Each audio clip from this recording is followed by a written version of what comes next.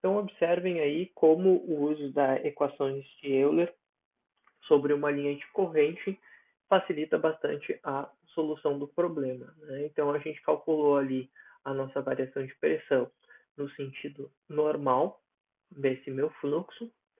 E agora nós vamos ver, então, o que acontece sobre esse escoamento se a gente estiver seguindo, então, a linha de corrente. Então, aqui reescrevendo simplesmente a equação de Euler ao longo da linha de corrente para um escoamento permanente, a gente então fica com essa expressão aqui que a gente já tinha visto antes, que a gente deduziu ela, simplesmente reescrevendo ela de forma genérica. E aí, o que é importante a gente lembrar, o que é cada um, também interpretar cada um desses termos. A gente tem aqui que esse primeiro termo aqui da expressão, ela vai me dar a variação de pressão ao longo dessa minha linha de corrente. A linha de corrente aqui a gente está chamando de S. Esse segundo termo aqui vai me dar a minha variação da elevação ao longo de S. Então, se essa minha linha de corrente está subindo e está descendo, tá? Então, se meu dz está variando ao longo de S. E aqui, esse último termo aqui vai me dar como que a minha velocidade está variando ao longo dessa minha linha de corrente. E aí, para simplificar, então, essa expressão, eu vou simplesmente multiplicar ela, então, por ds. Se eu multiplicar ela por ds, isso aqui vai ficar igual a 1, isso aqui vai ficar igual a 1, isso aqui vai ficar igual a 1, tá? E aí eu simplifico um pouco essa expressão. E aí, então, reescrevendo essa expressão, eu vou ficar com o meu dp sobre ρ menos o meu g vezes o meu dz vai ser igual ao meu v vezes o meu dv. E aí, então, aqui, passando tudo para o mesmo lado da expressão, simplesmente passando aqui e multiplicando, vamos passar esse vdv para esse lado aqui, vai ficar menos vdv, e aí eu vou multiplicar tudo por menos 1, já que desse lado da expressão aqui ficou a zero, sem alterar a minha expressão. E agora o que acontece se a gente integrar essa expressão? Eu vou ter então a integral de dp sobre ρ, mas aí aqui já resolvendo a integral de v vezes o meu dv, vai ser v ao quadrado sobre 2, integral simples de resolver, g vezes o meu dz vai ser g vezes z, e aí aqui vai depender se o meu dp vai estar variando em função de ρ se o meu fluido for compressível, mas para um fluido incompressível, a gente tem que o meu dp sobre ρ ele vai ser constante. Então, eu posso reescrever essa expressão, se meu ρ for constante, ou para qualquer fluido incompressível, eu vou ficar com P sobre ρ mais V ao quadrado sobre 2 mais GZ vai ser igual a uma constante. E essa é a famosa equação de Bernoulli. Observem, então, que agora fica muito mais fácil, porque a gente tem uma expressão que compara diretamente a elevação, a velocidade aqui do meu escoamento total ao quadrado, ou, desculpa, o escoamento sobre a minha linha de corrente, ao quadrado, e a pressão. E a gente tem que essa expressão ela é constante ao longo da minha linha de corrente. Então, aí uma equação muito mais fácil da gente resolver analiticamente.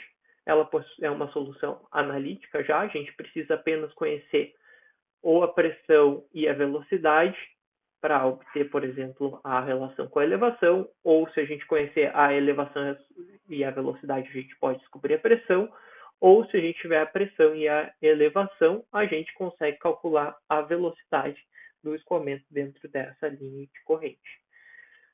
E aí, essa equação é válida apenas para regimes permanentes. Lembra que a gente desprezou os termos de dv, dt, escoamentos incompressíveis, porque senão a gente teria aquela integral aqui que estava antes, então a gente desconsiderou, então ela é válida somente para fluidos incompressíveis, e escoamento sem atritos, que foi fundamental para a gente chegar na equação de Euler, que é quando a gente desconsiderou o atrito, e escoamento ao longo de uma linha de corrente, ou seja, essa equação é válida somente para escoamentos ao longo de linha de corrente, pelo menos da forma que a gente encontrou. Tá? Ela também vai ser válida para escoamentos irrotacionais, mas a gente não vai trabalhar com escoamentos com a equação de Bernoulli para fluidos irrotacionais aqui. Então, considerando todas essas simplificações, a gente vai obter a nossa equação de Bernoulli.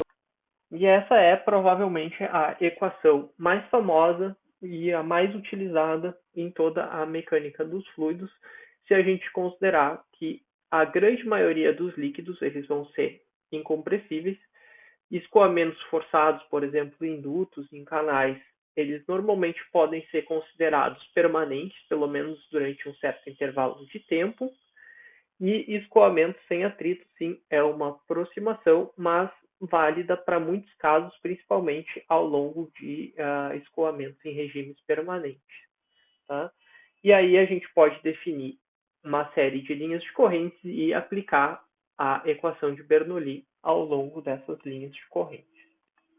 E aí essa equação, então, ela pode ser utilizada para uma grande série de problemas, inclusive para explicar a sustentação da asa de um avião e o porquê um avião voa. E aí, se a gente relembrar, então, daquela interpretação que a gente tinha feito sobre a equação de Euler, quanto menor for a velocidade de corrente, a gente vai ter uma pressão mais alta. Então, nessa parte aqui de baixo, a gente vai ter aqui um espaçamento maior das linhas de corrente, ou seja, um declínio da velocidade, quando a gente viu na interpretação da equação. E, ou seja, a gente vai ter uma pressão mais alta, e essa pressão mais alta, positiva, vai empurrar a asa do avião para cima. Já na parte superior da asa, a gente pode ver que a gente tem aqui uma aproximação das minhas linhas de corrente. E aí, se vocês lembrarem da unidade passada, a gente viu que quando a gente tem uma aproximação dessas linhas de corrente, isso significa que a gente tem uma velocidade mais alta. E se a gente tem uma velocidade mais alta, a gente obrigatoriamente vai ter uma queda na pressão. E aí a gente vai então ajudar a sustentação desse avião e a gente vai explicar por que um avião voa. Então aqui um videozinho aqui mostrando aqui então por que um avião voa. Justamente a gente vai criar essa diferença de pressão na asa que vai fazer então justamente levar a essa sustentação no ar. Tá? Então aqui, por exemplo, um perfil nessa asa, a gente vai ter uma força que vai estar atuando, que vai ser conhecida como força de sustentação, que vai justamente levantar essa asa e vai botar o avião para cima. O mesmo princípio pode ser utilizado, por exemplo, para aerofólios de carros. Só que aí no aerofólio do carro, a gente quer fazer com que ele baixe. Então, a gente vai inverter o formato dessa asa para justamente criar essa pressão no outro sentido, fazendo com que o carro não derrape nas curvas. E aí existem diferentes tipos de asas que a gente pode utilizar e diferentes tipos de aerofólios e diferentes ângulos de entrada para que a gente tenha essa resposta. Então aqui, se a gente olhar o escoamento sobre essa linha, nós vamos observar então aqui um fluxo mais próximo aqui, ou seja, uma aceleração nessa região aqui. Se a gente analisar essas linhas de corrente, e aqui a gente percebe justamente um afastamento dessas linhas de corrente. E aqui seria como que seria as tensões superficiais de pressão que estão atuando nessa asa. Ou seja, aqui nessa região ela vai estar apontando para cima, fazendo com que essa asa levante.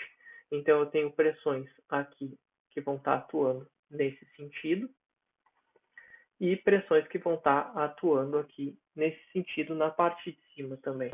Então, se a gente analisar aqui as componentes de pressões, a gente vai ter aqui centros, posições de alta pressão, quando ela se aproxima, e regiões de baixa pressão aqui, que vão fazer. E a combinação dessa baixa e alta pressão é justamente o que vai fazer com que o meu avião tenda a voar. Então, a gente utilizando a equação de Bernoulli, a gente vai poder calcular problemas exatamente como esse, de forma um pouco mais simplificada. Claro que a gente também vai ter problemas com turbulência ou aproximações que a gente não vai poder fazer em alguns casos, mas, em geral, as equações de Bernoulli podem ser utilizadas, então, para resolver problemas como esse. E aí vocês entendem justamente o porquê essa equação é tão utilizada na mecânica dos fluidos.